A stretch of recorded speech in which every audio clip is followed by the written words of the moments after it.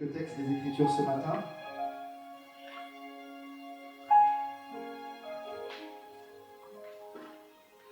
Nous continuons nos textes de base, mais je vais rappeler juste le texte de base. Nous continuons.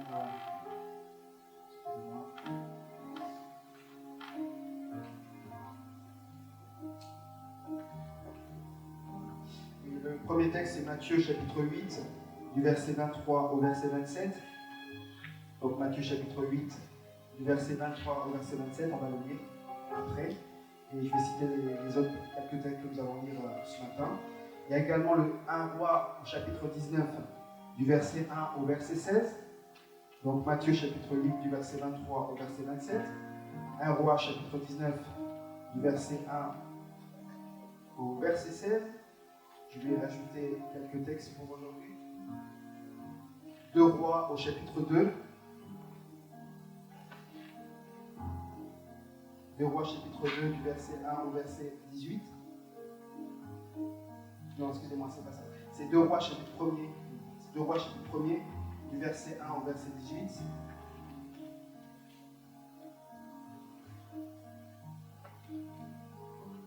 Nous lirons également 1 Timothée chapitre 3 au verset 13. 1 Timothée chapitre 3 au verset 13. Et enfin Matthieu 20 du verset 20 au verset 23. Donc je les redis comme je prends plus vite. Donc on a Matthieu chapitre 8, on a 1 Roi chapitre 19, on a également 2 Rois chapitre 2 du verset 1, chapitre 1 du verset 1 au verset 18. 1 Timothée chapitre 3 verset 13 et enfin Matthieu chapitre 20 du verset 20 au verset 23. Amen. Voilà, j'ai cité le passage pour tous ceux qui prennent des notes. Et donc nous allons lire d'abord Matthieu, notre verset de base, Matthieu 8, du verset 23 au verset 27.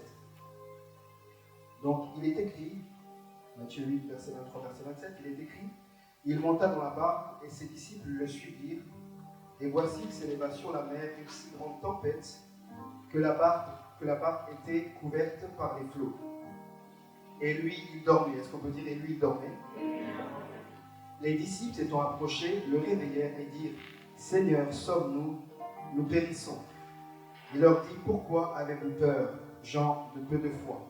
Alors il se leva, menaça les vents et la mer, et il y eut un grand calme. Ces hommes furent saisis d'étonnement. Quel est celui-ci, disait-il, à qui obéissent même les vents et la mer? Lisons maintenant 2 Rois au chapitre 1. C'est 2 Rois chapitre 2, excusez-moi, c'est bien 2 Rois chapitre 2, du verset 1 au verset 18. Voilà, 2 Rois chapitre 2, du verset 1 au verset 18. Je ne sais pas si c'est parce que moi aussi je prends de l'âge, ou si bien que je suis jeune, mais ça va le voir. 2 Rois chapitre 2, du verset 1 au verset 18. Il est écrit, lorsque l'Éternel fit monter Élie au ciel dans un tourbillon, Élie partait de Gilgal avec Élisée. Élie dit à Élisée, reste ici, je te prie, car l'Éternel m'envoie juste à Béthel. Élisée répondit, l'Éternel est vivant et ton âme est vivante, je ne te quitterai point. Ils descendirent à Béthel. Les fils des prophètes qui étaient à Béthel sortirent vers Élisée et lui dirent, sais-tu que l'Éternel enlève aujourd'hui ton maître au-dessus de ta tête? Et il répondit, je le sais aussi, taisez-vous. Au verset 4, Élie lui dit, Élisée, reste ici, je te prie, car l'Éternel m'envoie à Jéricho. Il répondit, l'Éternel est vivant, et ton âme est vivante, je ne te quitterai point. Et ils arrivèrent à Jéricho.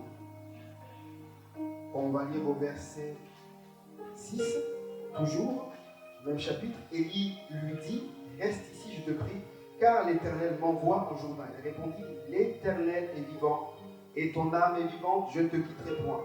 Ils poursuivent tout de leur chemin.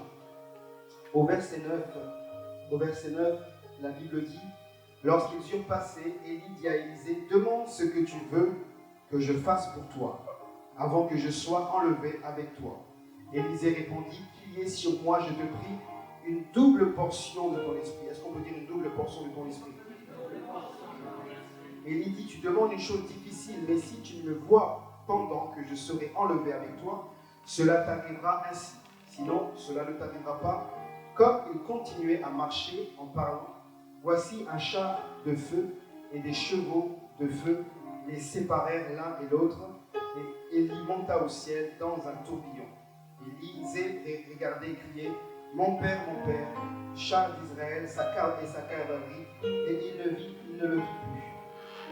Au verset 14, il prit le manteau qu'Élie avait laissé tomber, il en frappa les eaux, et dit, où est l'Éternel, le Dieu d'Élie? Lui aussi, il frappa les eaux qui se partagèrent ça et là. Élisée passa.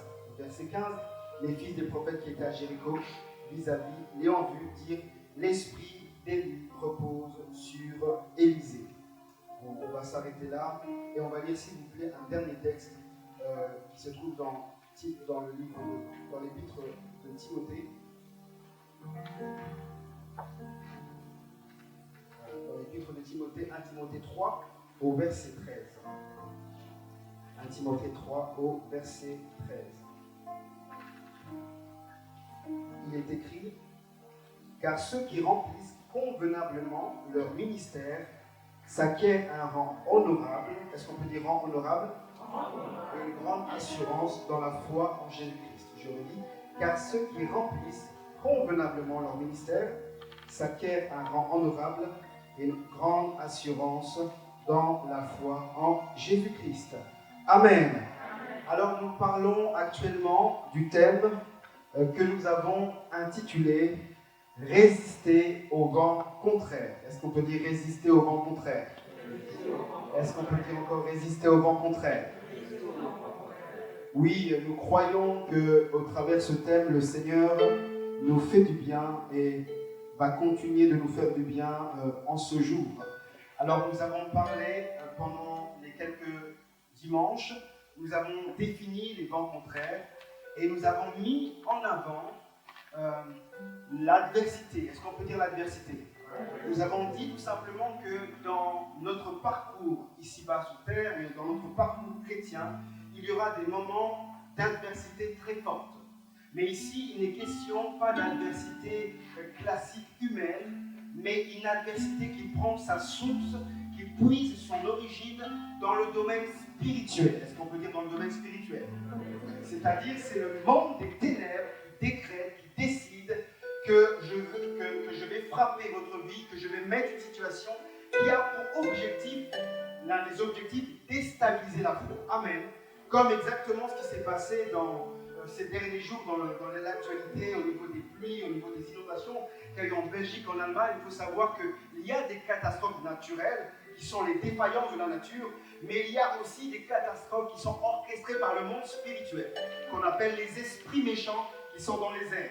Ils créent des événements climatiques pour amener à la destruction. Et l'objectif de ce qui s'est passé, c'est la mort. Et il y a eu des morts. Amen. Et c'est exactement la même chose dans le domaine spirituel. Il y a des situations qui sont orchestrées par le monde des esprits pour nous déstabiliser. Mais j'aimerais dire à quelqu'un, tu ne seras pas déstabilisé. Quelle que soit l'adversité, quel que soit ce qui vient du monde spirituel, tu ne seras pas déstabilisé. Tu vas rester debout. Et dans le texte de Matthieu chapitre 8, nous voyons que Jésus est avec ses disciples. Et lorsqu'il se retrouve avec ses disciples, il parle à la tempête. Il arrête la tempête. Et les disciples vont être étonnés parce que Jésus-Christ va prendre autorité. J'aimerais dire à quelqu'un, certaines situations, il faut prendre autorité. Il faut prendre autorité, il faut déloger. Il faut savoir que ces choses ont une origine. Il faut savoir que ces choses ont un but de destruction. Il faut savoir que ces choses viennent du monde des ténèbres pour déstabiliser ta vie, pour déstabiliser ta saison, pour déstabiliser l'église, pour déstabiliser ton foyer. Ça vient du monde des ténèbres. Nous avons parlé, c'est vrai, de plusieurs éléments qui nous permettent de résister. Et la semaine dernière, nous nous sommes arrêtés sur l'importance du revêtement spirituel. Est-ce qu'on peut dire l'importance du revêtement spirituel ? Est-ce qu'on peut dire encore l'importance du revêtement spirituel ? Alors, quand nous avons parlé du revêtement spirituel, nous avons dit que quand il est question du revêtement spirituel, il est question tout simplement de l'onction. Est-ce qu'on peut dire l'onction ? Nous avons dit une chose, il y a de l'adversité auquel on peut résister, c'est vrai, par nos prières, par plusieurs choses, par l'obéissance à la parole de Dieu, en identifiant, en affrontant, en déclarant la parole de Dieu. Mais il y a un niveau d'adversité qui nécessite un niveau d'onction, un niveau de présence de Dieu supplémentaire dans notre vie. Amen. C'est-à-dire que nous avons besoin d'un autre type de manteau. C'est comme dans les films, des Avengers, des super-héros, il y a souvent des confrontations et il faut un autre manteau, il faut un autre niveau de puissance. Dans le domaine spirituel également, c'est la même chose. Il y a des situations, des circonstances que nous pouvons vivre et traverser où nous avons besoin d'un autre type d'onction. Amen. Et je crois que ce message est pour nous ici, l'Église. Je crois que ce message est pour le ministère, je crois que ce message est pour cette saison. Il est temps que l'onction, que nous basculons dans un autre type d'onction. Amen. Parce que ce qui fait la différence dans notre vie chrétienne, ce qui fait la différence dans notre quotidien, c'est vrai que c'est notre foi. C'est vrai que c'est la disposition de cœur que nous allons avoir.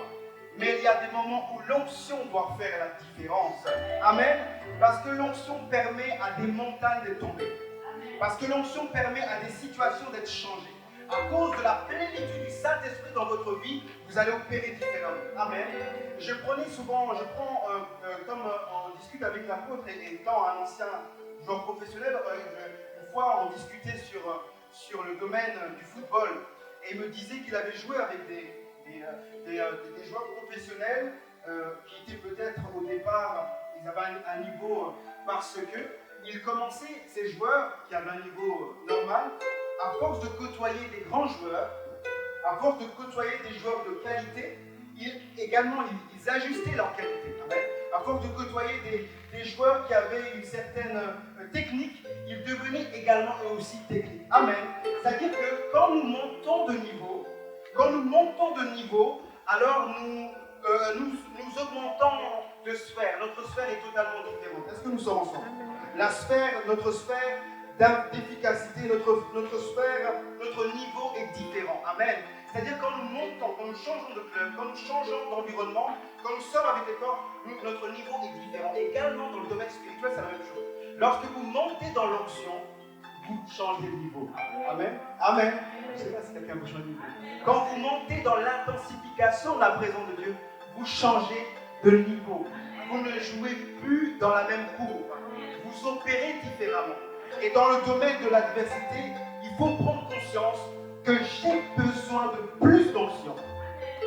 J'ai besoin de plus de grâce par rapport à ce que je dois faire. L'onction agit pas seulement par rapport aux compétences que nous avons dans l'Église, mais l'onction agit par rapport à ce que nous sommes habilités à faire, que ce soit dans l'Église, mais également dans la société. Il faut avoir une onction pour écrire, il faut avoir une onction pour entreprendre. Donc l'onction agit en fonction du domaine de notre vocation. Amen. Nous avons besoin de plus d'onction. Mais à cette onction est attachée une adversité. Amen. À cette onction est attaché un défi. C'est pour cela que dans le monde spirituel, dans le combat, dans le corps de Christ, souvent en fait, il y a des personnes qui ne sont pas appelées, par exemple dans les 5 ministères, si je prends l'exemple, et ils se font appeler pasteurs, prophètes, ou ils ne sont pas appelés maintenant, en tout cas exercer maintenant, alors ils ne comprennent pas que c'est quelque chose de spirituel. Si j'ai le manteau d'un prophète, d'un pasteur, d'un évangéliste dans les 5 ministères, ou d'un chantre de renommée internationale, alors en fait je vais vivre des adversités en fonction du manteau que j'ai. Je ne sais pas si vous allez comprendre. Plus votre manteau évolue, plus vous avez une vocation particulière, plus il y aura des défis particuliers, il y aura une adversité particulière par rapport à votre vie. Est-ce que nous sommes ensemble? Est-ce que nous sommes ensemble? Est-ce que tu peux dire je dois monter dans l'onction? Est-ce que tu peux dire je dois monter dans l'onction? Et nous avons dit également que l'onction a des niveaux. Je peux même dire à des dimensions. Est-ce qu'on peut dire niveau? Et est-ce qu'on peut dire dimension? Alors le premier niveau de l'onction, je ne sais pas si je l'ai dit la semaine dernière, mais je le dis si je ne l'ai pas dit. Le premier niveau de l'onction, c'est quand nous recevons le Saint-Esprit dans notre vie. Nous recevons Jésus dans notre vie, le Saint-Esprit vient habiter en nous et nous permet de marcher, nous permet d'opérer dans le surnaturel, d'avoir des révélations. C'est le Saint-Esprit en nous. Ça, c'est le premier niveau. Le deuxième niveau de l'onction, c'est lorsque nous sommes maintenant baptisés du Saint-Esprit. Le Saint-Esprit maintenant déborde en nous. Parce que pour être efficace, pour opérer dans une certaine dimension, nous avons besoin d'être baptisés du Saint-Esprit, d'être remplis. Le Saint-Esprit déborde en nous et nous permet d'opérer avec efficacité. Amen. Comme il s'est passé dans le livre de Actes, où les disciples ont parlé en langue et ont été baptisés du Saint-Esprit. Et le troisième niveau de l'onction, c'est associé à notre vocation. Est-ce qu'on peut dire vocation? Est-ce qu'on peut dire vocation? Ça, c'est l'onction qui est associée à ce que nous sommes appelés à faire sur cette terre. Être chantre, être entrepreneur, être dans les 5 ministères, c'est un niveau d'onction. Et ce niveau d'onction a des dimensions. Amen. Ce niveau d'onction a des dimensions. Ce niveau d'onction a des portes. Vous pouvez commencer avec une onction à un certain niveau, mais vous pouvez augmenter, vous pouvez amplifier l'onction. Mais l'onction va être agissante par rapport à votre vocation. Si vous avez une vocation régionale, vous allez avoir une onction qui va opérer dans la région. C'est-à-dire que quand vous êtes dans un territoire, quel que soit le niveau d'adversité, vous allez être debout parce que Dieu vous a mandaté pour cette mission. C'est pour ça que je dis à ceux qui sont appelés dans le domaine de la politique, c'est un niveau d'onction qu'il faut avoir parce que vous allez être confronté à des personnes qui ont différents types de spiritualité, qui ont différents types de, d'ambition, de pensée. Il vous faut être barricadé. Amen. Et quand nous avançons par rapport au vent contraire, nous avons besoin de plus d'onction. Et nous avons dit la semaine dernière que l'un des éléments qui va amplifier la présence du Saint-Esprit dans notre vie, c'est notre capacité à associer notre prière avec le jeûne. Amen. Est-ce qu'on peut dire prière et jeûne?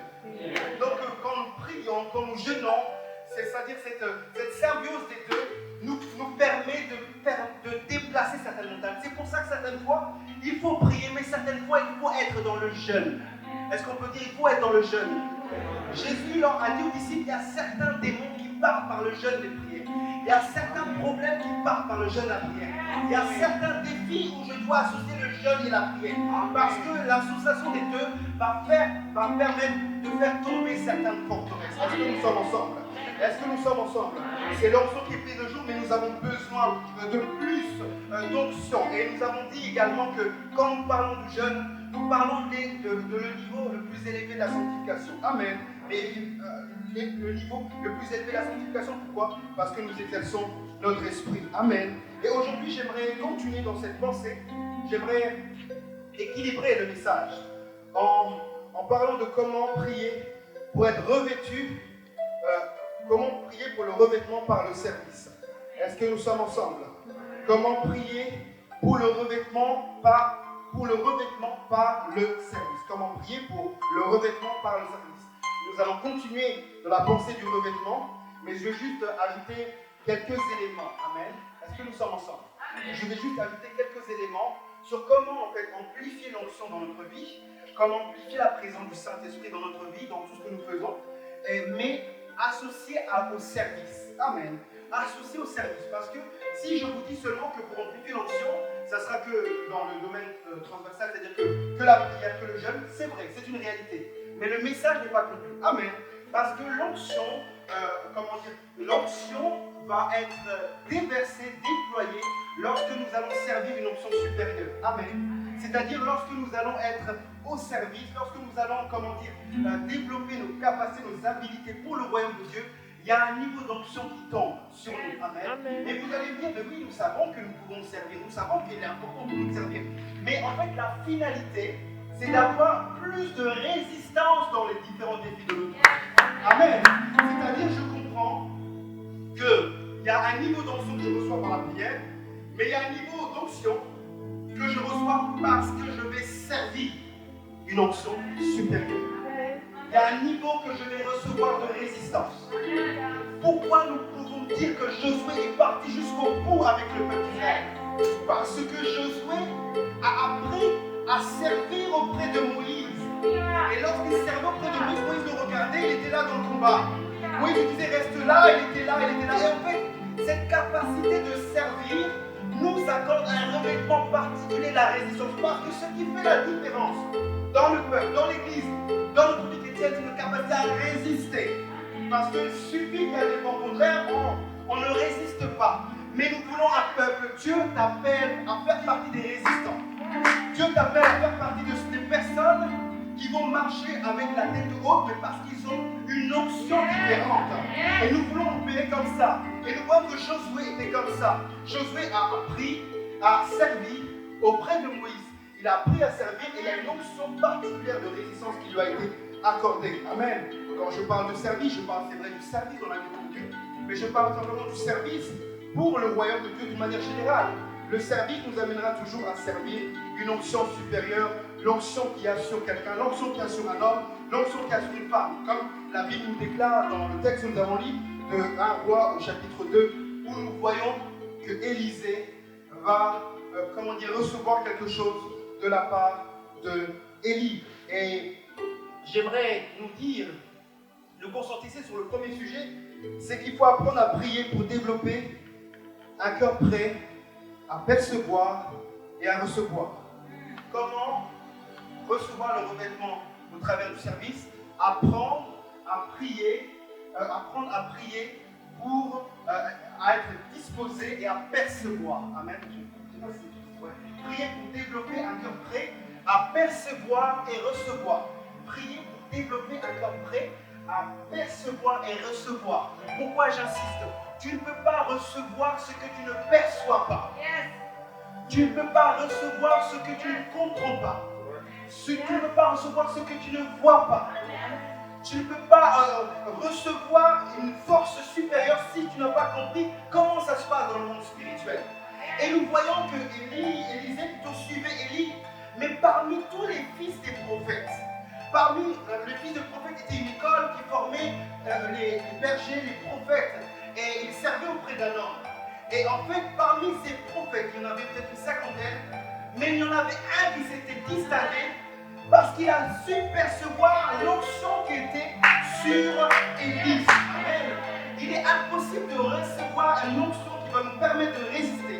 Il est impossible de recevoir une onction liée à notre manière de servir, par exemple dans la maison de Dieu, si nous n'arrivons pas à percevoir l'onction sur laquelle nous servons. Est-ce que je me fais comprendre? Ce que tu perçois t'affecte.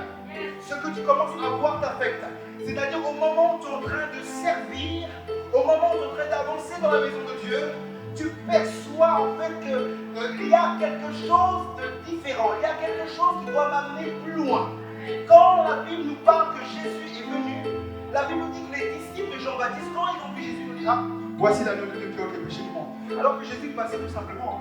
Il dit: voici l'agneau de Dieu qui ôte les péchés du monde. Ils ont su reconnaître une onction qui était là. Amen. Lorsque en fait Christ était dans le temple, dans la synagogue, la Bible dit qu'il va lire le texte d'Ésaïe.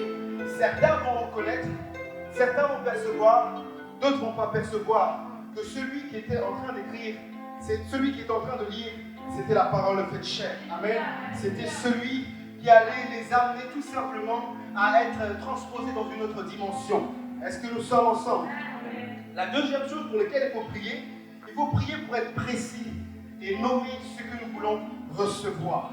Est-ce que nous sommes ensemble? Il faut prier pour être précis et nommer ce que nous voulons recevoir. Et nommer ce que nous voulons recevoir. Alors que nous sommes dans le service, alors que nous servons le Seigneur dans la maison de Dieu, alors que nous servons une onction, en fait, Dieu aime des gens qui sont précis. Amen. La Bible nous dit que Élisée va dire, il avait perçu l'onction qu'il y avait sur Élie. Il avait perçu que cette onction avait amené le réveil. Il ne faisait pas des choses d'une manière naturelle, mais était dans le surnaturel. Mais dans sa perception, il va nommer ce qu'il veut recevoir. Je ne veux pas dire que je veux une double portion de l'onction. Je veux une double portion, je veux l'onction de guérison, je veux l'onction pour les malades, je veux l'onction pour les veuves et les orphelins. Si je n'ai pas réellement perçu et compris, amen. Et Élisée a nommé ce qu'il voulait recevoir. Il a dit: je veux recevoir une double portion. Lorsque Dieu vous oint, il vous oint pour des œuvres particulières. Lorsque vous avez l'onction sur vous, vous pouvez marcher avec assurance parce que vous savez que vous êtes mandaté pour ça. Quand vous avez l'onction de guérison, vous savez que vous êtes mandaté pour prier pour les malades. Même si ça ne marche pas la première fois, ça marchera la deuxième fois, ça marchera la troisième fois. Si vous savez que vous avez l'onction pour en fait écrire, vous savez même si au départ vous balbutiez, même si au départ c'est douteux, c'est boiteux, à un moment donné ça va se manifester. Mais je dois demander à Dieu, j'aimerais dire à quelqu'un, qu'est-ce que tu veux recevoir? Quel type d'onction tu veux recevoir?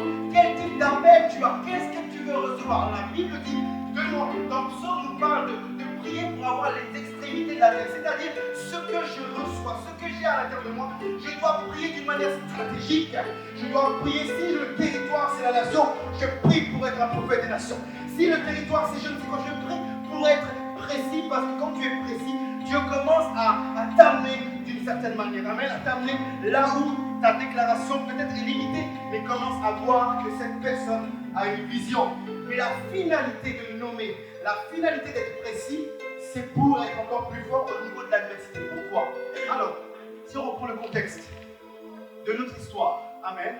Alors Élie, dans son époque, a fait face aux esprits d'intimidation.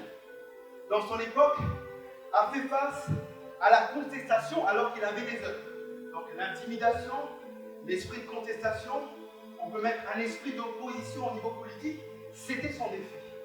Élisée, quand il arrive, les premières choses qu'il va, les premières choses qu'il va connaître, c'est un esprit de discrédit. Est-ce qu'on peut dire discrédit? C'est-à-dire les gens avaient vu comment Élie avait opéré. Mais lui, même s'il avait le manteau, alors il va faire face au départ à du discrédit. Mais le fait qu'il avait nommé, le fait qu'il avait vu d'une manière claire ce que Élie avait, il était prêt à affronter les différents défis. Amen. Il y a les défis des pères, il y a les défis des fils. Il y a les différents types de défis que nous pouvons avoir et surmonter. Mais notre capacité à voir loin, notre capacité à demander le revêtement surnaturel va nous permettre de les traverser. Amen. Et nous voyons que Élisée a fait beaucoup plus de guérison que Élie parce qu'il avait demandé quelque chose de précis. J'aimerais te dire, demande à Dieu quelque chose de précis parce que Dieu t'a appelé pour des œuvres précises. La Bible dit qu'il a préparé des œuvres pour que nous puissions les pratiquer. Et ces œuvres vont faire face à l'adversité. En fonction du domaine auquel tu es, en fonction du domaine que Dieu t'appelle, tu vas vivre de l'adversité, tu vas vivre de l'opposition, tu vas vivre des difficultés, tu vas vivre en fait des obstacles. Mais j'aimerais dire qu'il y a quelqu'un qui doit être rempli d'amour de nouveau. Les disciples ne pouvaient pas être devenus des témoins s'ils n'étaient pas remplis d'onction. Comment Pierre et Jean pouvaient parler devant les institutions politiques? C'est parce qu'ils avaient l'onction pour défier le monde spirituel au travers des hommes. Amen. Dieu t'enverra dans des endroits hostiles. Dieu t'enverra dans un environnement hostile. Mais j'aimerais te dire, demande l'onction supérieure. Amen. Demande une onction particulière à Dieu. Et Dieu te l'accordera dans le nom de Jésus. L'onction attachée au service. J'aime cette histoire de Matthieu chapitre 20. Et nous allons le prendre si vous le permettez. Je vais lire rapidement pour vous. Est-ce que nous sommes ensemble? Matthieu chapitre 20, du verset 20 au verset 23. Matthieu 20, du verset 20 au verset 23. La Bible dit: alors la mère des fils de Zébédée s'approcha de Jésus avec ses fils et se prosterna pour lui faire une demande. Il dit: que veux-tu? Ordonne, lui dit-elle, que mes deux fils, la maman, elle demande que ses deux fils, que voici, soient assis dans ton royaume, l'un à ta droite et l'autre à ta gauche. Et Jésus répondit: vous ne savez pas ce que vous demandez. Pouvez-vous boire la coupe que je dois boire? Nous le pouvons, dit-il. Il leur dit: il est vrai que vous boirez ma coupe, mais ce qui est d'être assis à ma droite et à ma gauche, cela ne dépend pas de moi et ne sera donné qu'à ceux que mon Père a réservés. Amen. J'aime beaucoup l'audace de cette femme. Est-ce qu'on peut dire l'audace de cette femme? J'aime beaucoup l'audace de cette maman. C'est comme si maman Bernadette elle dit au Seigneur, elle vient, elle dit: bon, je veux que l'apôtre Oscar ait une place particulière. Le prophète Lucie a une place particulière. Les mamans souvent l'audace. Amen. Et cette femme avec l'audace, elle a demandé quelque chose de précis à Dieu. Amen. Elle a demandé quelque chose de précis. Même si en fait, c'était une demande que Dieu ne pouvait pas, que Christ ne pouvait pas exaucer, mais elle a eu l'audace. Amen. Et pour demander à Dieu une onction précise, il faut de l'audace. Est-ce qu'on peut dire de l'audace? Dieu aime ceux qui ont de l'audace parce que ceux qui ont de l'audace peuvent réaliser leur vocation. Ceux qui ont de l'audace ont la mentalité qu'il y aura de l'adversité. Ceux qui ont de l'audace ont la mentalité que par rapport à leur couloir, des choses, des bons bonheurs viendront. Amen. Mais il faut cette onction supérieure. Est-ce qu'on peut dire qu'il faut cette onction supérieure? Est-ce qu'on peut dire cette onction supérieure? Il faut être précis dans notre demande. Il faut nommer ce que nous voulons recevoir. Il faut nommer ce que nous voulons recevoir. Parce que la Bible nous dit même dans Jean chapitre 1er, je crois, Jean chapitre 1er, non ça c'est un autre contexte, je je prêchais chez vous, mais c'était plus par rapport au point d'avant, où la Bible nous dit que la lumière luit dans les ténèbres l'ont vu, mais n'ont pas reçu.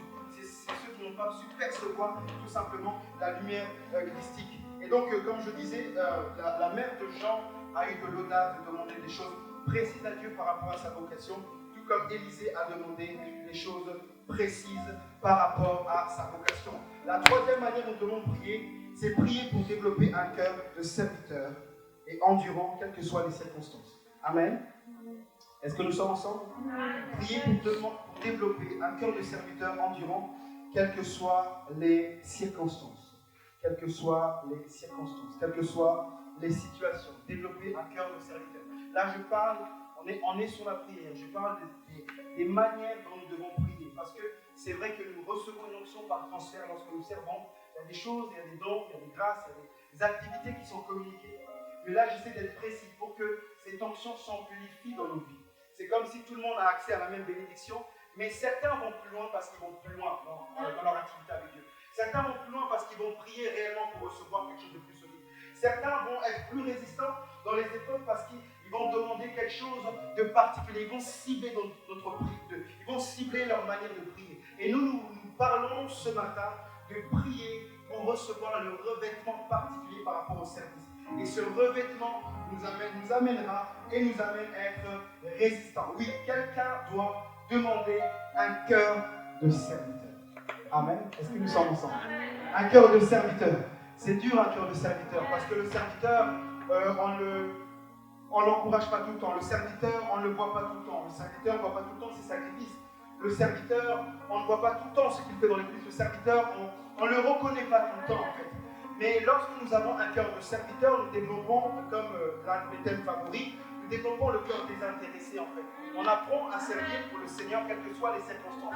Et quand j'ai le cœur de serviteur, en fait, je peux recevoir le manteau, amen, qui est associé à mon service. Je peux recevoir le manteau qui est associé à comment je dois être dans la maison de Dieu. C'est pour ça que la Bible nous parle, dans le livre de Timothée, Timothée, l'apôtre Paul dit à Timothée, tu dois maintenant savoir comment il faut te comporter dans la maison de Dieu. Il y a un comportement qu'il faut avoir pour recevoir l'onction particulière. Amen.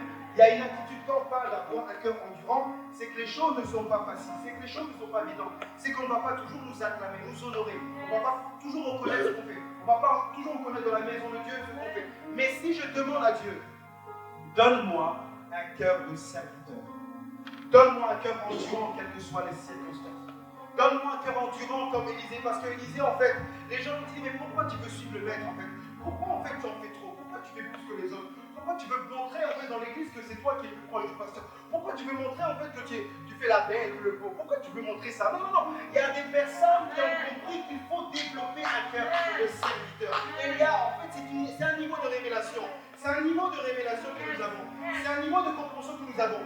Et quand ces choses-là sont activées, lorsque nous prions pour avoir ce cœur, alors nous sommes comme Élisée. Les prophètes leur disaient, mais bon, il faut laisser, ils vont partir. Il faut laisser, ils vont partir. Il faut laisser, ils vont partir. Mais lui, il est resté. Amen, il est resté. Et devinez quoi? Il a commencé à opérer dans le miraculeux. Il a commencé à faire des choses particulières. J'aimerais dire que l'onction, vraiment associée uniquement à la prière, c'est vrai, c'est une réalité. Mais l'onction est associée à notre capacité à servir. Est-ce que nous sommes ensemble? L'onction est associée à notre capacité à servir. L'onction est associée à notre capacité à avoir le même cœur, quelles que soient les circonstances, quelles que soient les situations. Jésus, en fait, le Seigneur, il regarde nos cœurs dans notre manière de servir. Si nous ne servons pas encore, nous devons comprendre qu'il y a une bénédiction, une onction qui est rattachée à ceux qui servent. Amen. Si nous ne savons pas quoi faire, nous devons réfléchir, parce qu'assurément, nous avons quelque chose à faire dans la maison de Dieu, mais également pour le royaume de Dieu. Amen. Et les choses sont activées par notre attitude. Est-ce qu'on peut dire attitude? Quand on parle de développer un cœur endurant, quelles que soient les circonstances, c'est développer aussi une attitude pour recevoir l'onction. Est-ce que je me fais comprendre? Ce sont des choses qui sont spirituelles. Ce sont des choses que nous ne revendiquons pas, mais quand nous avons la bonne attitude, quand nous prions comme il faut, alors il y a des choses, il y a un revêtement particulier. Et ce revêtement nous permet d'affronter certains défis. Dans notre vie, aujourd'hui ou demain, notre environnement de travail, il y aura des défis. Et là, nous ne disons pas les défis que nous allons surmonter par notre connaissance, par nos capacités, mais par l'onction qu'il y a sur notre vie. Amen. Le manteau qu'il y a sur notre vie. Nous avons besoin que ce manteau soit amplifié. C'est la saison de l'amplification pour toi.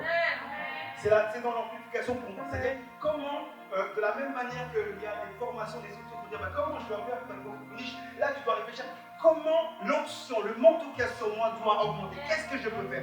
Qu'est-ce que je peux faire? Comment je peux investir en temps, en énergie, en réflexion? Qu'est-ce que je peux faire pour que j'ai ce revêtement surnaturel? Quand le revêtement surnaturel est là, vous ne forcez pas les choses.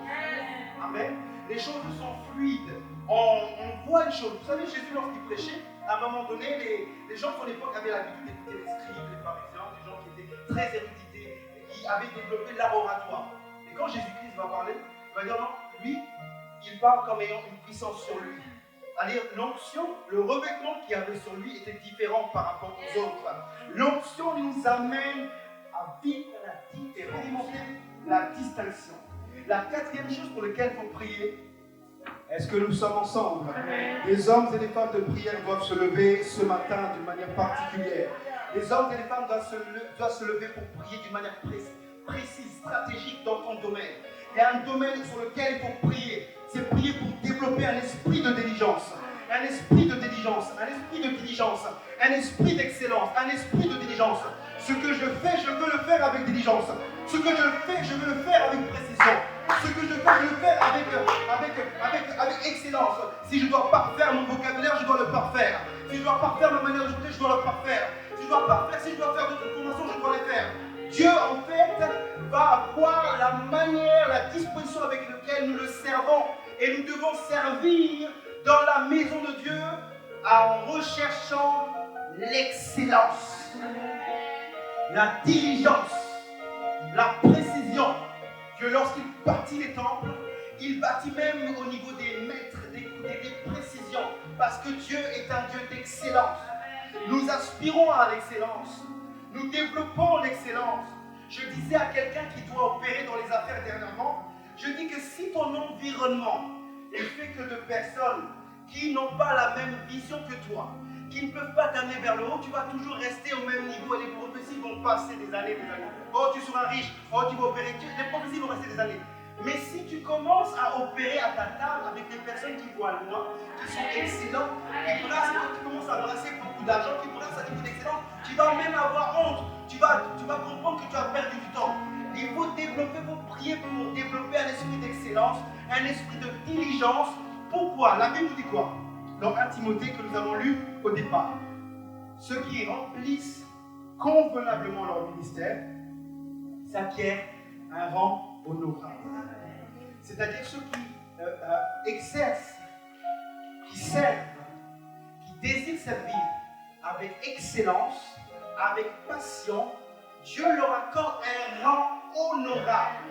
Quand on parle de rang, c'est un autre niveau d'autorité. C'est un autre niveau de puissance. C'est un autre niveau d'opérabilité. C'est un autre niveau en fait, mais c'est dans ma capacité à servir. Je veux servir convenablement. Je veux apprendre à être diligent. Je veux en fait opérer dans un autre niveau. Je dois développer cette aspiration. Effectivement, c'est dur d'être diligent. Effectivement, ce n'est pas toujours évident de rechercher l'excellence. Effectivement, ce n'est pas toujours facile d'être habile dans tous les domaines. Mais l'onction de Dieu doit nous qualifier à tendre vers ces choses. Mais l'excellence, ça ne se parle pas, ça s'expérimente, ça se vit. Mais nous devons prier pour avoir cela dans notre manière de servir. Et lorsqu'en fait je développe non seulement un cœur prêt à recevoir, non seulement un cœur qui comprend les choses, non seulement un cœur de serviteur, un cœur endurant, mais quelqu'un qui développe, qui prie pour avoir un esprit de diligence, Dieu va lui accorder, Dieu va commencer à déverser sa grâce, et Dieu va nous permettre d'être debout devant l'adversité, à résister au contraire. Tu es debout parce que tu as servi, tu as cette capacité, tu as prié pour être debout, tu as prié pour être fort, tu as prié pour être fort. Il y a quelque chose qui vient sur toi. Le revêtement, c'est quelque chose qui est totalement spirituel. Amen. Totalement spirituel, totalement spirituel. Il y a un homme de Dieu que je ne connais pas forcément personnellement, mais son histoire nous dit une chose, c'est qu'à chaque fois que les hommes de Dieu venaient, alors il les servait. Il les servait vraiment avec pas dans l'idolâtrie, mais servez vraiment avec un esprit de crainte, un esprit de diligence, un esprit d'excellence. À force de les servir, à force de servir, alors lui, il va opérer dans un niveau de révélation des Écritures comme jamais auparavant. Pourquoi? Parce qu'il y a eu un transfert particulier. Pourquoi? Parce qu'il a recherché la diligence. Il a prié pour la diligence. Il a prié pour servir différemment. J'aimerais dire à quelqu'un, les vents contraires viennent en fonction des saisons auxquelles nous sommes. Les vents contraires ne sont pas évidents. Les vents contraires peuvent nous surprendre parce que ce sont des vents qui sont orchestrés par le monde spirituel. Mais dans ma manière d'être, dans ma manière d'avancer, dans ma manière de servir, je bâtis une provision à l'intérieur de moi qui va me permettre de trouver. Parce que Dieu n'oublie pas les sacrifices des uns et des autres. Dieu n'oublie pas notre manière d'avancer, notre manière de marcher, notre manière de courir, notre manière d'être. Il n'oublie pas, mais il demande une chose, c'est que oui, nous devons encore un peu plus prier. Amen. Amen. Depuis, certains vont dire, mais non, le pasteur, tu as plus de message, tu parles que de la prière. Non, c'est le Saint-Esprit. Le Saint-Esprit à l'intérieur de moi veut te dire, prie encore. Le Saint-Esprit veut me dire à l'intérieur de moi, te dire, bon, même si tu n'arrives pas à prier encore, dis un mot.